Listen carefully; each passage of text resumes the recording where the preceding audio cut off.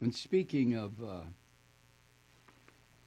this moron, he had another partially open cabinet meeting yesterday.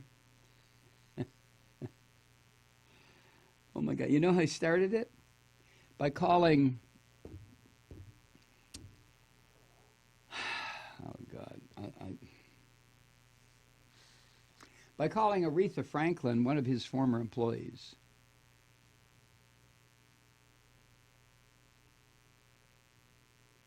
The rest of the music world, politicians, praising the fact that Aretha Franklin, or as her friends called her, Riri, that she was such a force, a dynamic force for justice, music, freedom, freedom, freedom! And this useless piece of racist shit sits there and says, yeah, Queen of Soul died. She was my former employee. What a fucking idiot. That's how the meeting began, according to the New York Times. It ended with him saying that things were looking up for American farmers who've been stung by the effects of his psychotic trade war against American farmers, actually. He thinks he's hurting China.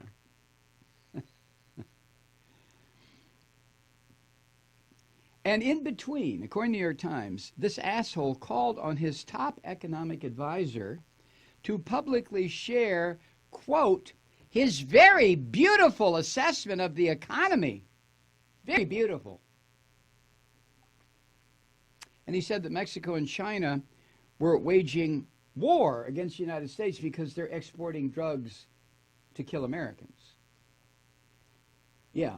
And when the Chinese and the Mexicans do that, they send over these little 4-inch high people who run around and they have hypodermic needles and they force Americans to take the fucking drugs. And they pry their mouths open and they throw oxycodone down their throats.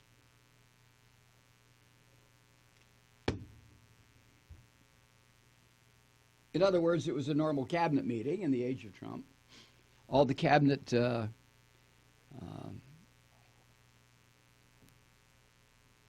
secretaries did their required down on their knees and do a figurative, a metaphorical blowjob to this crazy son of a bitch, and every one of them will do it. Good God.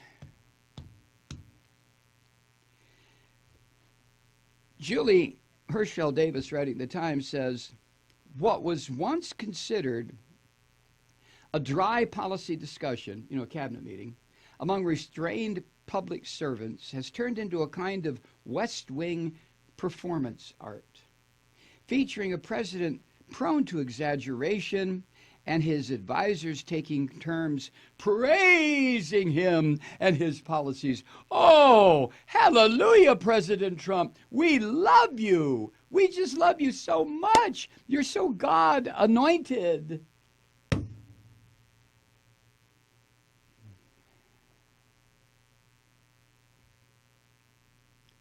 Hirschfeld Davis says, by now the ritual has become familiar. It's like watching a monthly installment of a reality show with a storyline that has become comically consistent. This miserable shit sits there and says something outrageously stupid like, oh, yeah, Aretha Franklin, she used to work for me. Yeah, I know her. What did she do for you, you fucker? Huh? What did she do for you? She refused to sing at your inauguration. That's one thing she did for you, you asshole.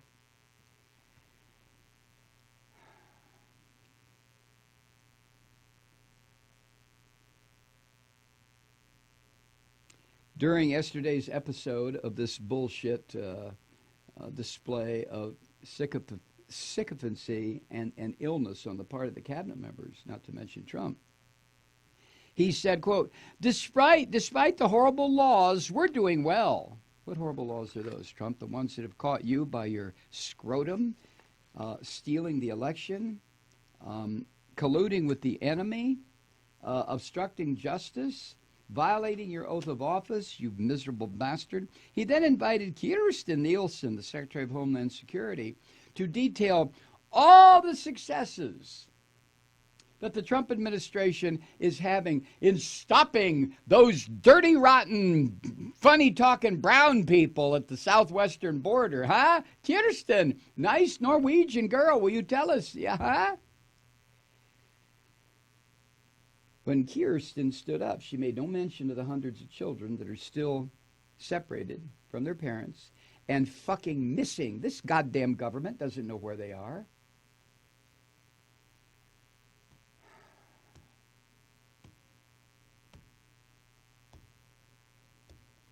Then Trump, according to Times, spent much of the session gently quizzing his cabinet secretaries with lead-ins prodding them to offer positive comments about him. And past sessions have occasionally produced nasty little fucking barbs out of the president's pie hole directed at whatever cabinet member didn't sufficiently praise the dear leader.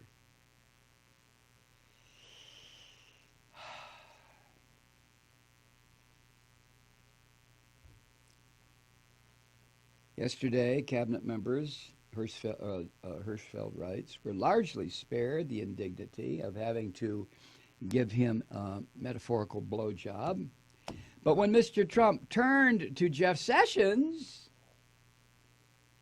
the little goblin that Trump just loves to taunt, doesn't he? Huh?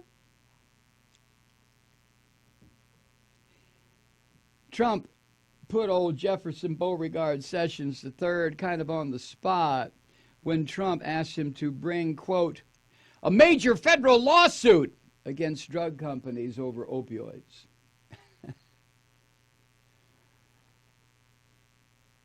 Trump said to Sessions, in China, you have some pretty big companies sending that garbage and killing our people. It's almost a form of warfare. And I'd like to do whatever you can do legally to stop it from China and from Mexico.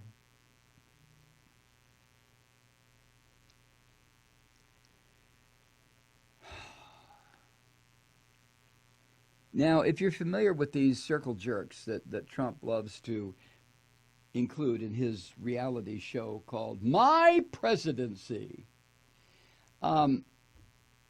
you know that he uses these cabinet members' meetings not to discuss policies or the needs of the American people, but to publicly vent a particular bitter grievance that he might have, that he focuses on one of the hapless cabinet members, and they sit there and take it. They put their Depends on before they go into the meeting so that when they shit themselves, it won't get all over their nice new suits. But they sit there and take it. Huh?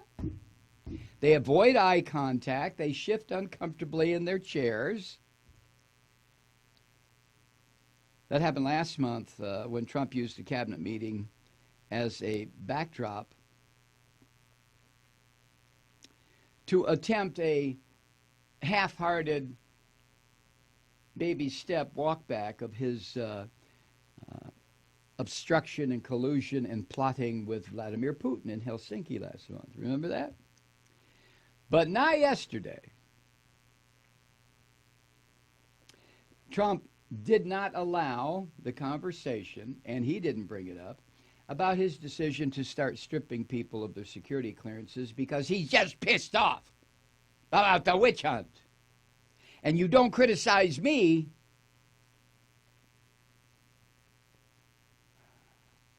Instead, like I said, he began by noting the death of Aretha Franklin, the Queen of Soul. This is what he said as he opened the meeting. This is a direct quote. I want to begin today by expressing my condolences to the family of a person I knew well.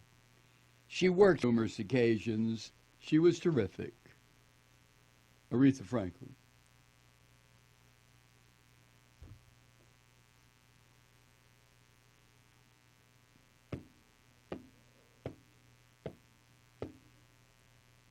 Nobody could figure out what the hell he was talking about, although on numerous occasions during her career, she sang at Trump owned properties. She didn't like Trump. She saw him for what he was, a white male pig, racist, scum, pick a word, I don't care.